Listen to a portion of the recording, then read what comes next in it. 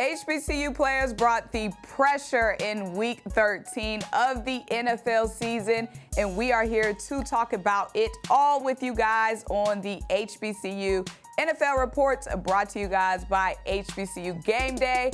I am Symone Stanley, as always, joined by Lute. And Lute, we got a lot to get into on the defensive side of the ball this week, especially in the trenches. Absolutely. So first, we got to talk about one special player who we could be seeing on Sundays in 2023. Shaq Davis, South Carolina State University Bulldog, just accepted an invite to the East-West Shrine Bowl. So he did officially declare for the NFL Draft this past week on social media. He's got an invite to one of the biggest bowl games to go along with that. Yeah, and people might remember Shaq Davis, in addition to having a great year this year for the Bulldogs down in South Carolina State. He's the guy who had 3 touchdown receptions against Jackson State last year in South Carolina State's big 31-10 win over Jackson State in the Celebration Bowl in Atlanta. He's the guy, after he got the touchdown, he did the little Dion shuffle or whatever. I don't know what that is, Luke. He did what? The Dion, you want me to, I can get up and do it if you want me to, but he did I thought it was just perfect that he did it in the game, and especially the way South Carolina State then put the squash and the kibosh on Jackson State in that game last year. It was really saying, we're here to play, and we will mimic and mock Deion Sanders while we kick your butt. So interesting that he now is coming out. He was probably, I think he'll be first team all HBCU this year in terms of Black College All-Americans. He will be one of the top receivers on everybody's All-American list. Had a great season this year, led the MEAC in touchdown receptions, 6'5", slim, only about 180, 185 pounds, but very talented, speed, the whole combination. So I would think right now, without looking at all the kind of projections, we're talking about maybe the first 4 rounds, day 2 of the NFL draft. He's very talented. There's been a little question about his work ethic, but from what I've heard from the South Carolina State people, he's really improved over a couple of years ago. So be a name that we'll watch as we head towards draft day. And we've definitely seen that name across all different kinds of MEAC matchups, and of course in the Celebration Bowl, one of the biggest stages. But Lou, we do need some more offense. We keep talking to her every week. We need some more offensive players in the NFL to watch on Sundays, and Shaq could definitely be one of those players. You said in the first 4 rounds, that's really high when it comes to HBCU football. Last season, the last draft, the first HBCU player drafted, came out the 4th round. So that would be impressive if he does go as soon as the 4th round. But there's going to be a lot of players to watch in the 2023 NFL draft. And me and Luke, of course, are going to be bringing you guys a list as soon as we get closer to the draft, which is going to be around April, May. So we're going to start bringing you guys that coverage around bowl season and around, I would say, February, March, because that's when we have the HBCU Legacy Bowl in February, the Reese's Bowl, all of that. So stay tuned. But Lou, we have a lot to get into when it comes to Week 13 of the NFL. We had so many players that could be the player of the week. And I love that, Lou, because sometimes you're on here saying, it's slim pickings this week. Well, now, the basket is full for you to pick from. Yeah, and that's, like you said, that is a good thing. And we had, on the defensive side, we had 4 people that we were really considering, because 3 of them had sacks. They had multiple tackles. They had passes defended. So we had quite a bit to choose from, including, of course, your favorite, Mr. Hargrave, grave digger for the Philadelphia Eagles. He was one of them. He had another good game for the Eagles in their big win. Eagles did. They got a big win. What was the final score? 35 to 10. You know what it was. Over Tennessee. Exactly. He had 3 total tackles and another sack for -5 yards. He's been playing very well, particularly of late. He had a 3-sack game, came back with a 2-sack game, and now he's got, I think it's his 6th sack of the season. So he was one of the ones under consideration. The other one on defense that we considered was last week's darling, James Houston out of Jackson State. Got his first action last week and got 2 sacks in only 5 defensive plays. He came back this week, played a few more snaps, 12 this week, as Detroit bombed Jacksonville 40-14. And he had this week, Jackson he had a on the solo brain, tackle. Luke. Huh? You got Jackson on the brain? Yeah, I do have Jackson on the brain. I guess how come, huh? It's like they haven't really been in the headlines, have they? But anyway, he did get in 12 plays and he got his 3rd sack, which means, as I said last week, he was promoted to the active roster from the practice squad where he had languished all season. Took him 11 weeks before he was actually played and was active in a game. This week, he was put on the active roster. He more than doubled his chances with 12 snaps, and he came up with another sack. I would guarantee next week, look for him to have more opportunities as he is growing his NFL career in just his first year in the league. And the other defensive guy that we considered, we didn't pick, was Joshua Williams, who of those 4 rookies and players that were drafted out of the HBCU ranks last year, he is getting the most play starting now for the Kansas City Chiefs. They did fall to Cincinnati 27-24, but he had 7 tackles, 6 solos, and an assist. And he is continually being targeted by the opposition because he's a rookie, but he played 66 snaps, 92% of the Chiefs snaps. He's a defensive back, a rookie. You say he played 66 snaps? 66 snaps, and 92% of the defensive snaps for the Chiefs in their game against Cincinnati. And he's also playing on special teams. So Joshua Williams, in his first season in the league, is getting a lot of experience. And if we want to go and keep going to the guy that we did pick, it was Danny Johnson out of the Washington Commanders in his 5th season out of Southern. He had 6 solo tackles on defense, also had a sack from his defensive back position, as well as defending 2 passes. And the Giants had a 20-20 tie. The Commanders had a 20-20 tie with the New York Giants this week. So Danny Johnson gets our defensive player of the week for the outstanding effort in terms of what he got the Commanders in a position to stay even with the New York Giants. So we talked about Javon Hargrave. You kind of brushed over a little bit. I got to expand on my guy. So Javon Hargrave, he's been having a heck of a season. This is so big, Loot, because this is a contract year for Javon Hargrave. He's going to be a free agent at the end of the season.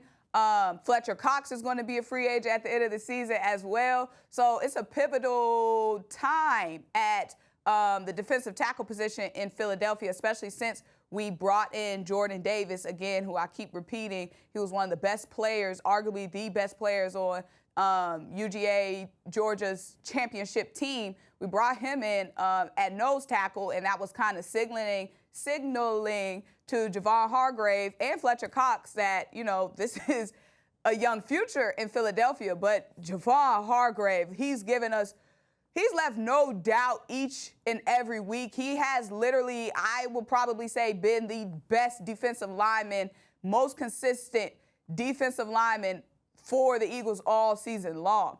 I don't see any scenario where we don't extend Javon's time in Philly. And you were talking about his numbers in the game against the Tennessee Titans. That was against Derrick Henry. And Javon Hargrave was a huge part of that. We held Derrick Henry to 30 rushing yards. Ryan Tannehill had more rushing yards than Derrick Henry. And that is due into large part because of Javon Hargrave.